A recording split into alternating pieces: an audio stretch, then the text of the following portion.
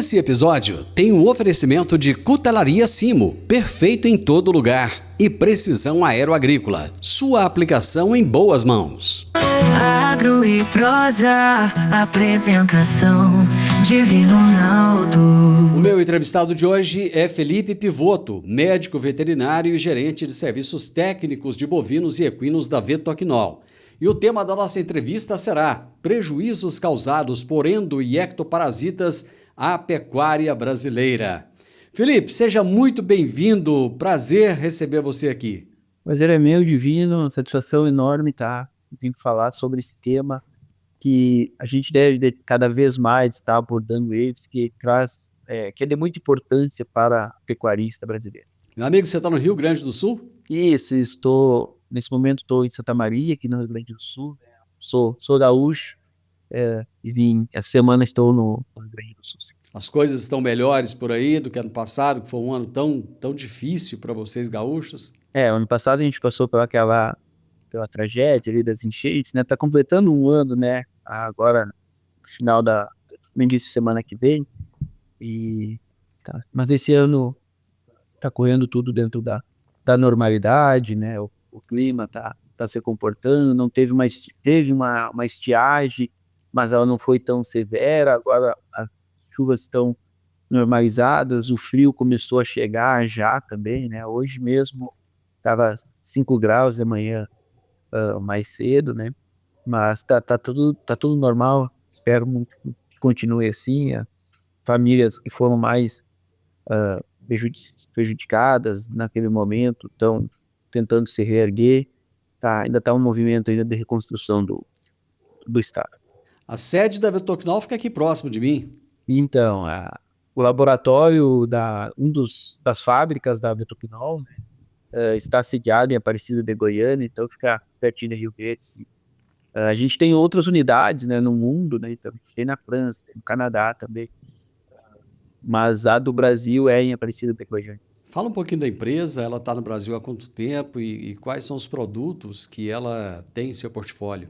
A Vetoquinol é uma empresa de mais de 90 anos, né? No Brasil, ela tem pouco mais de 13 anos que ela está no Brasil, então com a unidade aqui no Brasil, né? A gente tem um portfólio bem significativo em questões de controle de ectoparasitas. Então, para controle de ectoparasitas, pensando no carrapato, a gente tem o Fiprontac, né, que é um produto à base de fipronil e fazolon, que tem uma ótima efetividade no controle do carrapato. A gente tem um brinco mosquicida, né, que é o Fiprotide 210, que é um brinco à base de azinol e fipronil com maior tempo de ação do mercado. Para controle de verminose, a gente tem o Bumax Premium, a gente tem o Contra-Ataque injetável. Então, controle de endecto, a gente tem um portfólio bem robusto, né? Que você tem alguns produtos, a gente tem mais produtos dentro do nosso portfólio. E na linha terapêutica, a gente tem o Acura Max, que é um Sectosur com Meloxicam. A gente tem também o Forcil, que é pensando muito em questão de mastite, de doença respiratória, que é uma marbofloxacina, uma molécula que foi descoberta pela Vetoquinol, né? Vetoquinol Global é um produto que a gente importa. A gente tem um anti-inflamatório não esteroidal que a Vetoquinol detém da patente ainda, que é o ácido tofenâmico, né? O nome dele comercial é Tofedi, que é um produto muito bom para utilização na mastite, doença respiratória também, em confinamento, como forma de metaflexia na entrada do confinamento. O uso do ácido tofenâmico, né, do Tofedine, é muito importante. Tem bastante trabalhos mostrando quanto que ele aumenta a produtividade quando usado dessa forma. A gente tem o Futopin também, que é um produto para utilizados em transferência de embrião e fertilização in vitro. A gente tem um portfólio bem robusto, né? Tem outros produtos, claro, a gente tem mais de 30 produtos dentro do nosso portfólio. O que quer dizer endo- e ectoparasita? Endo é interno, né? Então, quando a gente fala em endo, a gente fala em parasitas internos, que a gente não visualiza, né? E aí, nematóides gastrointestinais, eles são considerados parasitas. A facílula, né, baratinha do fígado, que algumas regiões do Brasil estão presentes também, é um endoparasita. E ectoparasitas são aqueles parasitas que vão estar na parte externa do animal. E aí, carrapato e mosca do chifre são dois parasitas que, de conhecimento de todo mundo, que são exemplos de ectoparasita. O nematóide, quando você fala de nematóide, ele é a mesma coisa que a lombriga? Lombrigo, vermes, né? Os nematóides, né? Aí, nematóides gastrointestinais porque estão localizados lá na região gastrointestinal dos bovinos, né? Mas a lombriga, o verme, né, que a gente fala também, são os nematóides, né? Eu até usei essa expressão para contextualizar um pouco, né? Porque o pessoal conhece mais, às vezes, principalmente na zona rural, né? Como a famosa lombriga. Qual que é a real dimensão dos prejuízos causados por parasitas na pecuária brasileira hoje, Felipe? Então, ele é a real valor do impacto é muito difícil dele ser mensurado, né? Mas o que a gente tem observado nas questões de trabalhos científicos, né? Que, tipo, o carrapato, ele vai impactar 1%, se for animais da raça zebuína, né, raças europeias, o carrapato tem um impacto maior, chega a 8, 10% de prejuízo dentro de uma propriedade. Se tu pegar verminose, né, lombrigas, nematóides, eles estão na faixa de 13, 14% de prejuízo eles causam, né, de perdas de produtividade. E se tu pegar a mosca do chifre, está na faixa de 5, 6% de perda de produtividade, né. Então, tem trabalhos mostrando que acima de 80 milhões, desculpa, de prejuízo, né. Eu acredito que é algo difícil de ser mensurado exatamente, mas é muito significativo as perdas, né, quando não utilizadas as ferramentas necessárias aí para a gente tá fazendo esse controle, né, e minimizando o impacto que esses parasitas vão causar na produtividade dos bovinos. Como é que esses parasitas afetam o desempenho zootécnico desses bovinos ao longo do ciclo produtivo? É o Principalmente no desenvolvimento animal. Então, tipo, eh, no ganho de peso, que é o que a gente precisa, né, quando a gente pensa em pecuária, de corte, ele vai impactar na pecuária de leite, produção de leite também, né, reduz a produtividade de leite, tanto o carrapato, quanto o mosco, quanto, os vermes, né, e ele retarda também o ciclo, né. Tem estudos comprovando que os animais, eles demoram mais, tipo novilhas, elas demoram mais para chegar na fase reprodutiva quando elas não são tratadas de forma efetiva, né. Tem trabalho mostrando que, animais, novilhas que foram tratados para a verminose, eles chegaram ao peso corte ali para estar fazendo a inseminação 56 dias antes do que as novilhas que não foram tratadas para a verminose, né. Então ele impacta no ciclo também, né. Tem que pensar que tu pode ter uma novilha prenha 60 dias, né, 2 meses antes, 56 dias, 2 meses antes, por tu ter feito simplesmente um protocolo sanitário, ter feito o controle efetivo de, parasitas desse animal na fase de recria, né. Então ele vai retardar taxa de prenhez também é algo que impacta, né. Quando a gente tem altos desafios de mosca do chifre, dando um exemplo, a taxa de prenhez ela é reduzida. Petrolaus mostrou em redução de 15% na taxa de prenhez pela presença da mosca do chifre. Muito em virtude desse estresse que a mosca causa ali, né, pela aquela repetida picada que elas estão causando. Hoje se fala muito em pecuária extensiva e intensiva, né? Existem diferenças no impacto econômico dos parasitas nos sistemas de produção extensivos ou intensivos? Ele difere, né, quanto mais intensivo for, maior vai ser a necessidade da gente estar fazendo um controle mais rígido, né. Porém, no sistema extensivo, o desafio ele é também significativo, a gente tem que fazer o controle também, né. Mas só que quando tu começa a intensificar, tu tem um maior contato dos animais com aquela reingestação desses parasitas, né? Então tu tem que tomar um cuidado redobrado, né, digamos assim, no controle de endoctoparasitas. Mas ambos, né, tanto extensivo quanto intensivo, eles têm um impacto muito significativo pela presença aí de ectoparasitas. Felipe, por que o carrapato do boi é considerado um dos ectoparasitas mais desafiadores do Brasil? Porque o clima do brasileiro, ele é muito favorável ao desenvolvimento do carrapato. Então a gente tem temperatura e umidade a maioria do tempo nas condições ideais para o desenvolvimento desse parasita no ambiente, né? Então o ciclo de vida não parasitado do carrapato, ele é ideal, é praticamente o que a gente tem o ano todo no Brasil, né? Então por isso que faz com que seja um parasita de tão alto desafio para o controle, né? Mas principalmente por essas questões climáticas, né? Serem favoráveis o ano todo. Qual que é o papel desse parasita na transmissão da tristeza parasitária bovina e quais são os desdobramentos clínicos mais comuns?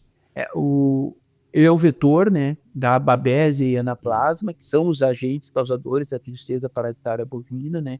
Então ele está ali carreando esses agentes que vão desenvolver, vão entrar nas células sanguíneas lá e vão desenvolver o quadro, né, de tristeza parasitária bovina, que vai ser a questão de anemia e destruição das hemácias e, consequentemente, redução do hematócrito, e aí aquele sinal clínico lá, e se a gente não fizer o tratamento, vai levando o animal à morte, né, ao óbito.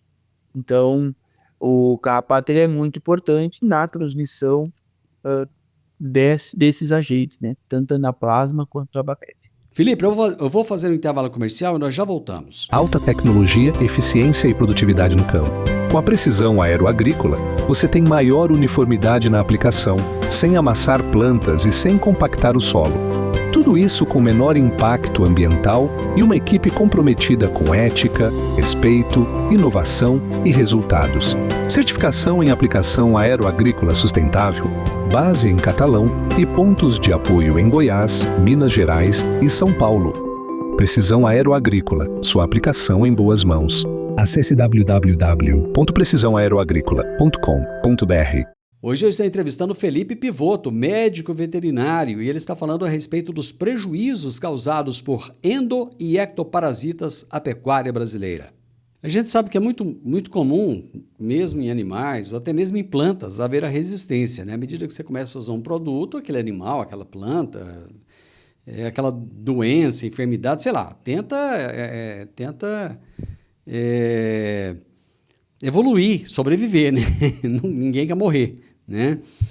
A resistência do carrapato aos carrapaticidas, ela tem aumentado ou não? E se tiver aumentando, como lidar com esse fenômeno?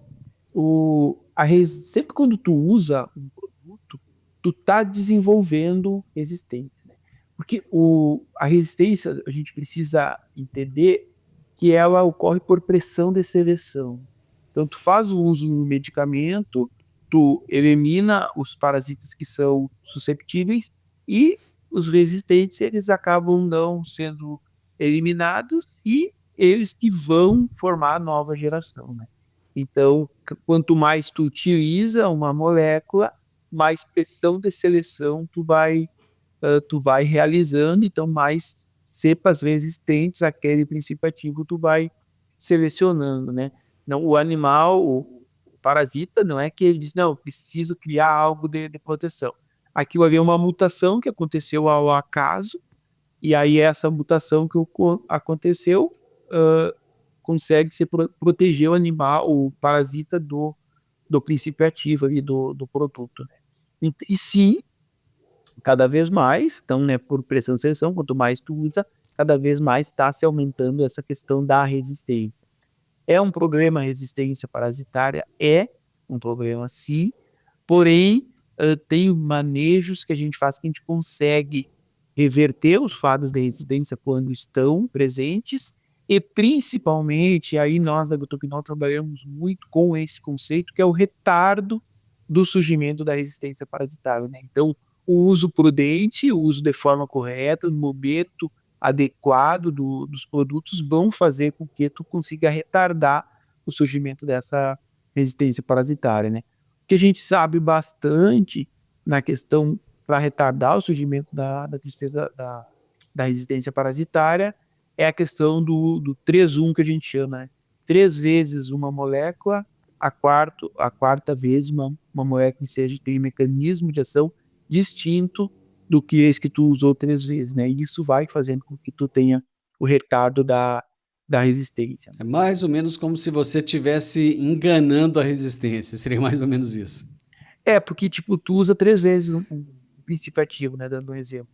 Ele selecionou aquelas cepas resistentes para aquele mecanismo de ação. Quando tu usar um outro mecanismo de ação, tu vai matar aquelas parasitas que eram resistentes para aquele mecanismo de ação que tu usou anteriormente, né? Então tu vai eliminando todas as cepas e aí tu não vai tu vai conseguir retornar com aquele outro medicamento que tu usou anteriormente. Mas é mais ou menos essa linha assim, que tu comentou. O monitoramento individual dos animais, ele é importante no controle do carrapato? É importante, tem 2 fatores, né? O tratamento em bovinos, o tratamento individual, ele é pouco prático, né, para a gente conseguir utilizar dentro das propriedades. Porém, a gente sempre tem aqueles animais que são os primeiros animais a ter a presença do carrapato, né? O pessoal comenta muito, aquela minha vaca sangue doce, né? É um termo que o pessoal no campo usa muito, que é aquela vaca que primeiro manifesta a infestação de carrapato, né?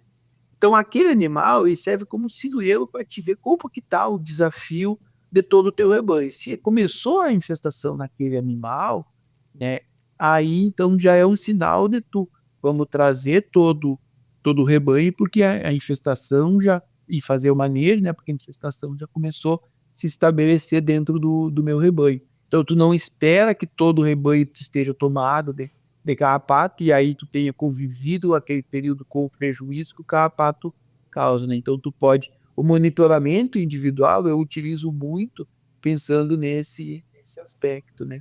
A gente sabe, quando se fala em carrapato, que tem muita divergência em questões raciais, né? As raças zebuínas são raças muito mais resistentes ao carrapato. E já raças europeias ou cruzas europeias, né? Então esses F1, o Angus ou o Angus, né? Em algumas regiões onde trabalham com Angus, Brafra, essas raças europeias mais utilizadas, eles são mais suscetíveis ao carrapato. Então o carrapato está saindo da pastagem e indo para o animal, tanto os animais zebuínos quanto os animais de raças europeias. Só que quando os que sobem nas raças zebuínas, os zebuínos têm sistemas de defesa que eliminam mais carrapatos do que os europeus, que as raças europeias. Essas têm sistemas de defesa menos efetivos contra o carrapato. Então a infestação torna-se maior nessas raças cruzadas, né, do que raças zebuínas puras. E o tal do carrapato, eu vou te falar um negócio. Ô bichinho chato, viu? Você vai pro meio da pastagem, dá uma voltinha ali, quando você chega em casa, meu Deus do céu, tem que ficar arrancando. Me conta uma coisa, você falou dos... Tá cheio de McQueen, né, que o pessoal comenta, né? Cheio de McQueen, né? Isso, o pessoal usa mesmo. muito esse... Você falou aí do sangue doce, eu me lembrei, quando eu era criança, tinha aquele negócio, tinha uns meninos que iam pra escola e pegavam muito piolho. E o pessoal falava, porque tem o sangue doce. Tem alguma coisa a ver ou é só mito isso aí? Não, é mito, né? Em bovinos, o sangue doce, eu confesso que não entendo o termo, né? Porque sangue doce, mas em bovinos o que tem é animais que têm essa questão de defesa que eu comentei, né? Individual, tem um sistema de defesa contra o carrapato menos efetivo que os outros animais. Porque assim, a cada 10 carrapatos que sobe, alguns carrapatos o próprio animal consegue eliminar. Então, uma infestação fica menor do que outras, né? Já tem animais, que eu não quero usar números aqui, porque depois o pessoal pode pensar que é um número exato, né? Mas não se sabe ainda o quantos por cento do que realmente sobe da pastagem consegue fechar o ciclo, né? Mas então tem animais que vai subir 10 e ele vai eliminar 8. Então fica 2. Tem outros animais que sobe 10 e ele elimina 5. Vai ficar só 5. Então esses são os animais de sangue doce, né? Em comparação ao outro. Essa que é a diferença. Mas está mais no sistema imunológico, sistema de defesa. É como se o animal tivesse a glicemia mais alta. Essa é a ideia que o pessoal tem. O pessoal, o doce, né? A gente quer o doce, então o carrapato vai quer o doce. Me fala uma coisa. Essa analogia. Vamos falar um pouquinho da mosca dos chifres, né? O que torna a mosca dos chifres um desafio tão significativo, mesmo sendo um parasita assim tão pequenininho? A mosca é diferente do carrapato. O carrapato, quando a gente fala em animais equinos, o desafio não é tão significativo, né? Já a mosca não tem essa diferença entre animais equinos e europeus, né? Ela vai infestar do mesmo grau tanto animais equinos quanto animais de raças europeias. Claro, a gente sabe que a mosca tem mais predileção, né? Ela infesta mais animais adultos, machos inteiros, né, desde que não estejam castrados, e de pelagem escura. Ela prefere esse tipo de animal. Só que, se tu tem um rebanho só de animais menores, só de animais raças equinas, elas vão infestar também esses animais, né? Diferente do carrapato, que quando a gente tem animais zebuínos, a infestação é muito, muito menor. Então, por isso que e eu digo que a mosca do chifre, ela é mais importante a nível de Brasil do que o carrapato. O carrapato, ele tem um desafio significativo nas regiões sul e aonde se está trabalhando mais com cruzamento industrial. Já a mosca do chifre é de norte a sul do país, um desafio muito significativo. Por sorte, tem métodos de controle com longa ação, né? E aí o exemplo é o brinco, né? O Fiprotag 210, que tu aplica um brinco do pavilhão auricular do animal, né? Do bovino, e ele fica liberando ativos que vão controlando a mosca do chifre por 210 dias. Né? Então, já o carrapato não tem um produto que tu aplique e dure 210 dias. Mas a mosca tem. Eu acho que o problema é a quantidade de mosca, né? É pequenininha, mas é tanta mosca. Elas começam a picar ao mesmo tempo que aquilo vai criando. É igualzinho quando a gente está à noite ali tentando dormir, você tem ali 10 muriçocas te atormentando, te atentando. Por menor que ela seja, você não vai conseguir, né? E a picada é doída, né?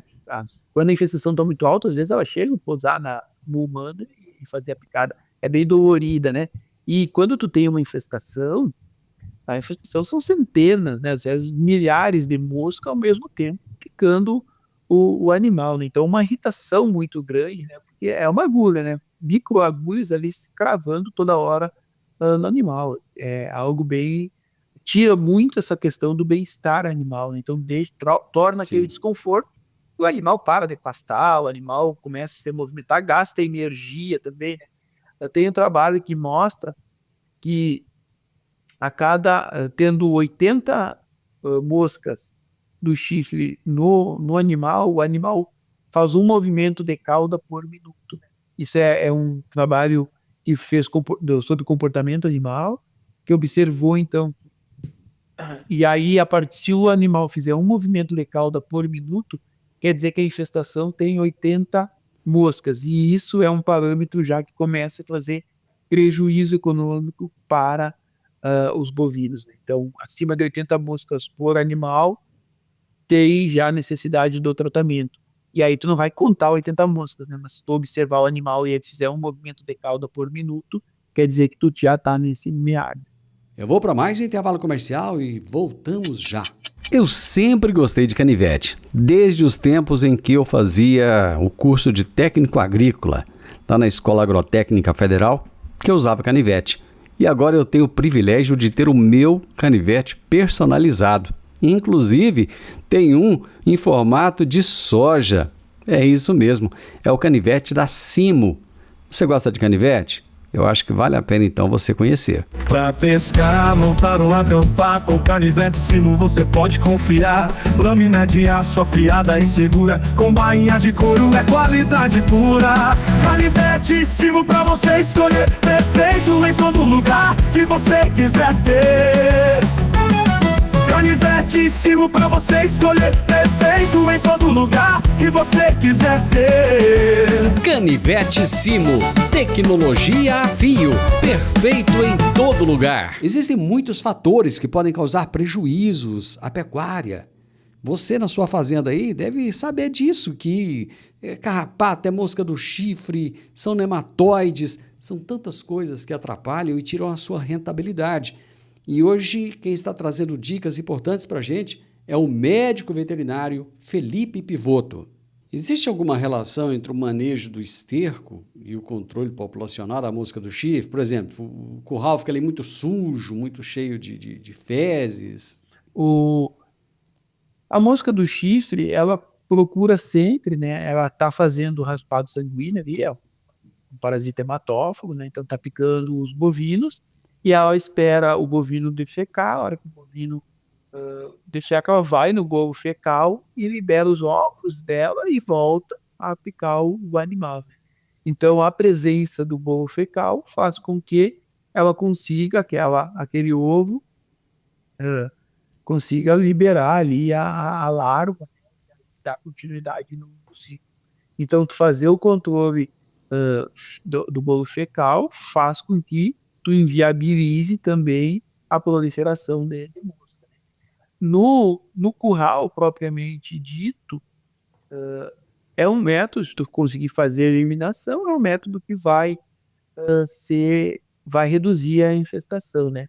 Mas o impacto muito do desenvolvimento da mosca está mais no animal, quando ele está no canto mesmo, pastando, ele que libera o bolo fecal, né? Tem a hiperidometina, ela é excretada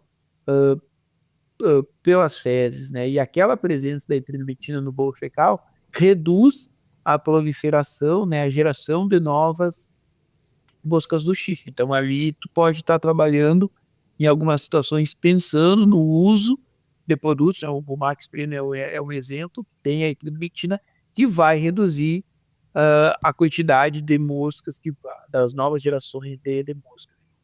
É uma porcentagem baixa, mas de efetividade no controle, mas já é algo que também tu tem que usar como auxiliar no controle da mosca. Felipe, quais são os principais erros que os pecuaristas ainda cometem nesse combate à mosca dos chifres? O mais grave que eu vejo é eles esperam a mosca já se estabelecer dentro da propriedade para depois começar a querer fazer o controle, né? Então a gente sabe da importância de tu antecipar esse tratamento. Então tu vai fazer o uso do Fiprotag 210 antes de se estabelecer a mosca do chifre. E tu vai mudar, mas como é que tu vai saber quando que ela vai começar, né? Toda propriedade que tu ir, eles comentam, a mosca aqui na propriedade começa a partir de outubro. Pô, se ela começa a partir de outubro, em setembro tu já utiliza o brinco para quê? Para que a primeira geração da mosca já ser controlada. Porque cada uma mosca vai estar colocando 5 mil novas, gerando 4, 5 mil novas moscas, né? Então é um crescimento muito exponencial, né? Então, quando tu fizer o tratamento preventivo, tu já reduz essa infestação. Isso é um ponto, tá? Um outro ponto que é que em algumas situações o pessoal não quer fazer mais do que um manejo, né? E em algumas determinadas localidades, e aí muito em virtude da questão da resistência, tem a necessidade de tu utilizar outros ativos também para te fazer reverter o quadro de resistência que eu comentei até anteriormente, né, no início dessa nossa conversa. Então, tu tem que manejar os animais, vai ter que trazer para o curral e fazer a utilização de outros princípios ativos que tenham efetividade no controle da mosca. Então, esses são os dois principais pontos que eu vejo de erro de maneira. Bom, você falou do Zecto. Pois não. Desculpa, eu levei mais Hum. um também, né? Ainda tem situações que o pessoal não quer fazer o uso do brinco em 100% dos animais, né? Faz 50%, 80% dos animais e deixa aqueles outros aí sem o controle, né? Isso é um erro grave e isso sim faz com que selecione muitas cepas resistentes e além disso, isso também vai fazer com que tu faça o investimento e o investimento não te dê o retorno que tem que dar. Então, isso é o investimento errado, né? Esse é outro termo aqui, mas vamos lá nesse termo, é o investimento errado. Tu não vai correr 100% do que aquela tecnologia tem para te proporcionar, né? Então, se tu for fazer o uso do Fibotag, faça em 100% do rebanho, né? Se tu não quer fazer em 100%, então não faz nada. Não gaste dinheiro à toa. Então, ou faz em 100% ou não faz em nenhum animal, né? Essa é a minha recomendação. Porque pensando no aumento da produtividade, pensando no retorno sobre o investimento do pecuarista e pensando muito também na preservação das moléculas, né, da efetividade do controle ao longo dos anos. E eu espero que cada vez mais a pecuária brasileira esteja fortalecida. Então a gente tem muitos anos ainda para tá trabalhando e vai ser necessário a utilização desses princípios ativos para um controle efetivo da amostra. Muitas vezes a pessoa quer fazer uma economia, aquela economia acaba não trazendo resultado nenhum, né? Você falou do Zecto, agora vamos falar dos endo, né? Como é que os nematóides afetam a conversão alimentar e o crescimento dos bovinos? Os nematóides, os vermes, né, lombriz, nematóides gastrointestinais, eles estão presentes ali na questão o abomaso, e aí tem um gênero que é o Hermoncus, que é hematófago, então ele vai sugando sangue do animal, né? Então isso é uma forma de prejuízo, e os outros estão ali no epitélio intestinal, reduzindo principalmente as questões das vilosidades, né? Então destruindo as papilas intestinais, e isso, quanto menor a área de contato dos nutrientes com o intestino, menor é a absorção. Então, principalmente é isso que faz com que os vermes desenvolvam essa redução da produtividade, essa redução da absorção dos nutrientes que tu disponibiliza para aquele animal. E hoje a gente sabe, né, o quanto que está o valor que tu tem que investir em nutrição, né? Muitas vezes tu prepara uma pastagem muito boa, ou tu vai levar os animais com confinamento, tu faz a compra do milho, de todos os ingredientes para aquela dieta, investe em núcleo adequado e tu peca na questão de um controle de verminose, né? Então, e aí tu tá disponibilizando no lugar daquele animal, tá convertendo 1,5 kg, ele vai estar convertendo 1,2 kg, dependendo ali, ou até menos às vezes, né? Por quê? Porque tem um parasita lá interno que tu não tá enxergando, inibindo que o animal absorva aqueles nutrientes que tu disponibilizou, né? E a gente sabe o quanto impacta hoje no custo de uma fazenda a nutrição. Certo, ok. Eu te perguntei se existe algum método que seja eficiente de diagnóstico precoce de infecção pelos nematóides no campo. Sim, e isso é a vantagem. A equipe da Vetoquinol, inclusive, a gente tem equipe de campo em todo o Brasil, né? E todos os nossos consultores, eles têm um mini laboratório no carro deles. E esses mini laboratórios são para fazer o diagnóstico de nematóides, né? O diagnóstico de verminose, que é a técnica de OPG, né? Ovos por gramas de fezes. Então a gente consegue fazer a avaliação para ver se tem ou não a presença de verminose no animal. Então sim, é uma técnica fácil de ser realizada, né? E aí a equipe da Vetoquinol vai lá e faz, né? Inclusive não tem custo nenhum para o pecuarista para fazer esse diagnóstico. Então, o OPG é a técnica, e o pessoal tem que usufruir muito dessa técnica, né? Porque tá ali, ela vai te dizer, tem ou não tem a presença de verminose. Se tiver num patamar que seja necessário o tratamento, vamos realizar o tratamento. E aí tem também outro ponto que a gente gosta de fazer muito, né? Principalmente porque a gente confia muito no nosso portfólio de produtos, fez o tratamento, 30 dias depois volta lá, coleta as fezes e vê se o tratamento foi efetivo mesmo ou não, né? Isso aí também pode ser feito, né? É importante o pessoal usar bastante isso. Amigo, muito boa a prosa, gostei. Aproveita o friozinho no Rio Grande do Sul para tomar um chimarrão, tomar um vinho, aquele vinho colonial, né? Muito obrigado pelas informações. E o dia que você quiser passar calor, você vem para cá, apesar que tem um friozinho chegando por aqui também, viu? Obrigado. Eu que agradeço, brigadão, forte abraço. Abraço. Eu conversei com o Felipe Pivoto, médico veterinário, gerente de serviços técnicos de bovinos e equinos da Vetocnol. E o tema da nossa prosa foi prejuízos causados por endo- e ectoparasitas à pecuária brasileira. O podcast Agro e Prosa tem o objetivo de falar do agronegócio de forma fácil, simples e descomplicada. Diariamente conversamos com os maiores atores do agro e abordamos os mais diversos assuntos de interesse de produtores rurais, técnicos, pesquisadores, profissionais da área e simpatizantes do agronegócio.